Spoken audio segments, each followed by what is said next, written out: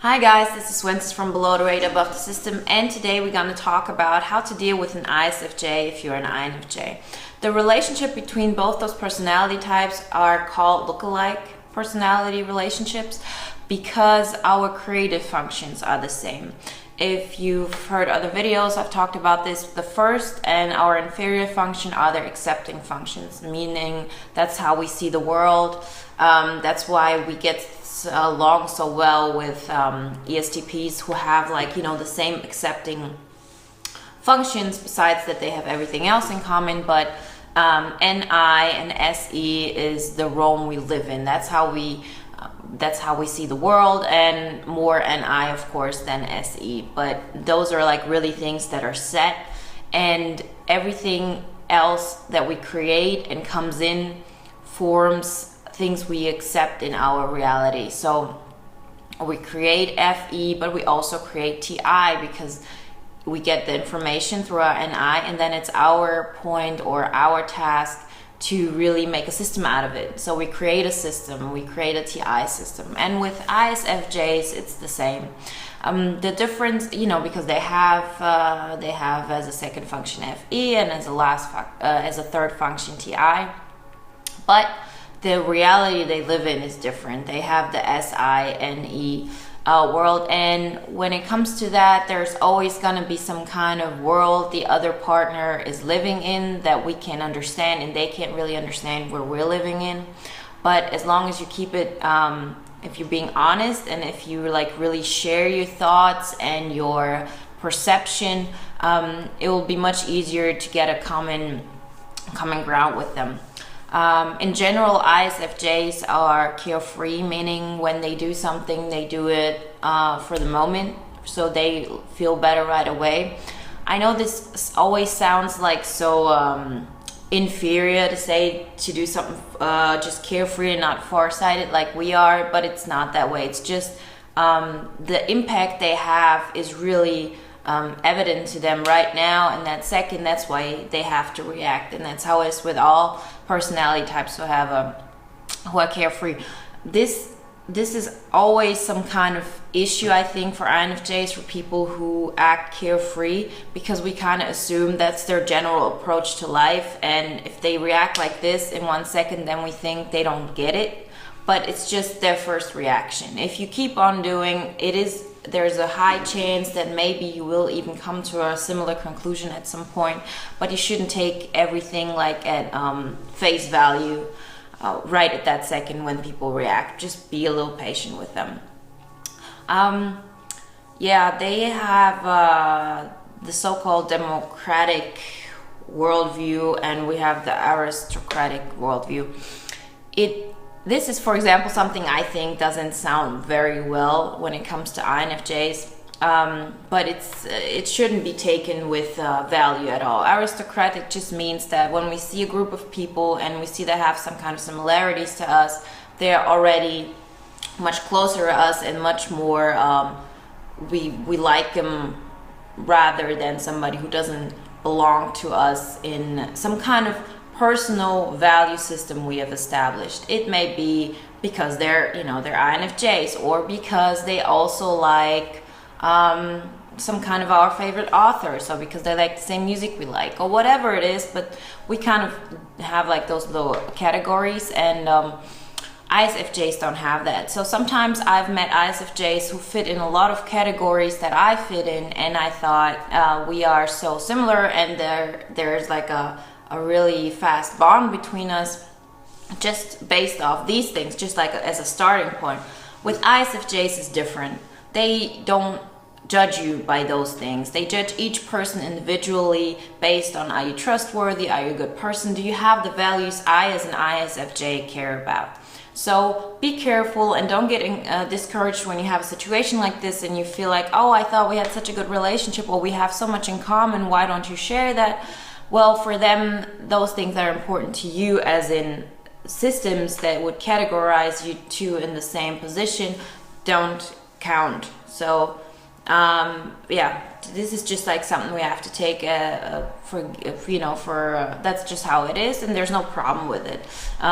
When you have an ISFJ in your life and you spend some time with each other, you'll realize how much how well you actually can go together, because you have similar values, as in keeping peace, keeping harmony, helping others. And I've had an ISFJ as my boss for a couple of months, and it was a woman, and I thought we complement each other very well, because we need something they have and they need something we have. And both those things are like, they're difficult to understand from the other perspective, or to be valued at that big of a level, but they're still important. And I'll give you an example. So I was working with her and I had to write a concept. And my kind of concept is, okay, I'm just gonna point out the really main idea points. We didn't have a lot of time, so everybody was panicking that we're not gonna make it in time, but I was like, yeah, you know, it's no problem, because I know how I focus on things. I just like see what's the big picture, what's the big idea, what is the main objective here. So I wrote it down like this, and then when she had it, and she didn't see it everything like this. You know, SI people tend to get lost in details. It's hard for them to like really see the big picture in that kind of way. They rather get lost in small things. So what she helped me with is go through the concept and add a lot of details that were necessary for this concept to be taken really seriously on a high level. Because the way I write things is just, you know, I get to the point and that's it. But there are certain rules that have to be obeyed, certain formalities that have to be applied, so this whole concept makes sense. And SI is never gonna matter to me that much. I'm never gonna really wanna know all the details. I'm never gonna wanna make everything that specific, but that doesn't mean that it doesn't make your overall project better, or whatever it is. What kind of, even if you have a relationship or in a friendship or whatever kind of interpersonal thing you have going on, that doesn't mean that those details don't matter, that they don't make something more beautiful. I had my INFP friend, for example. She is also very into SI, because that's, you know, her hidden agenda, her third function. And when we have Christmas, she makes sure to decorate everything, every little detail. She has, you know, cupcakes with certain symbols and so on, and things I wouldn't normally care about at all, and I wouldn't value. But having that around me still gives me a very positive feeling I didn't expect. And with ISFJs and INFJs, it's the same thing. They don't really know how important it is to actually have that big picture idea, because they're not really aware of what they could establish. So if they have you at their side and you kind of show them, listen, you can do this, you can achieve this great thing, we have 3 weeks for this, or whatever it is, but just take this as an example, we have 3 weeks for this, you can achieve that much of those 3 weeks, just like let go a little bit of your details and go more into this big picture. I show you this big picture, and then you like kind of try to put like a little details to it, then we can have a great thing in the end. And there's no real like danger in those relationships, that's how they call it, because we don't have those things that are valuable to us are not really the other person's concern. So it's not, you can't really hurt the other one intentionally, because on every level we live kind of in different worlds, and we're never really going to live in the other person's world, and we're not really inflicting in their world. We're just really good at communicating with each other. But you know, the closer we get to each other, the more those problems can arise. So that's important. So it's important that you also share a lot of your TI visions, and also FEs. This is so much like of our especially us as far-sighted types, we kind of like stay back and just look how everything develops and let other people do what they want to do, just so we find out how they are. But if you are not really mentioning what is bothering you, what is going against your FE values, what is going against your TI judgments, as in, I don't think there's this plausible what you're doing, you're just wasting your time or whatever, or you think, I don't think you acted right in this way, that kind of bothered me at that point. It might have a conflict in in the short run, but in the long run, conflict is important so you can create a common ground. Because if you're only like letting other people open up to you and you don't open up to them, there's never really a chance of you having a fulfilled relationship with them. And I've talked about this in a lot of videos. It's so important to have to be accepting of yourself and not only live through other people's emotions and neglect your own. Other people can adapt to. They may not be able to adapt to you as much as you can adapt to them, but that's why it's even more important to go into SE mode, to go into FE mode, to just kind of like work on presenting more of who you are. I know this is rather difficult for us, but it can be done, and you'll see it with everybody. I see with all the INFJs I've met throughout the last year, this process of starting to express oneself, it really it gets better. You get so much better with it. You kind of learn a system, because you only learn through failures, right? Through error and so on. So you kind of see what works, what doesn't work, what gets across, what doesn't get across. But before, like in order for you to do that, you have to start doing that. And ISFJs are also very good, possibility to do that, because they really have a certain feeling that's very detailed and that they try to convey across, so you can learn from them. And yeah, it can be a very beneficial relationship if you don't expect too much.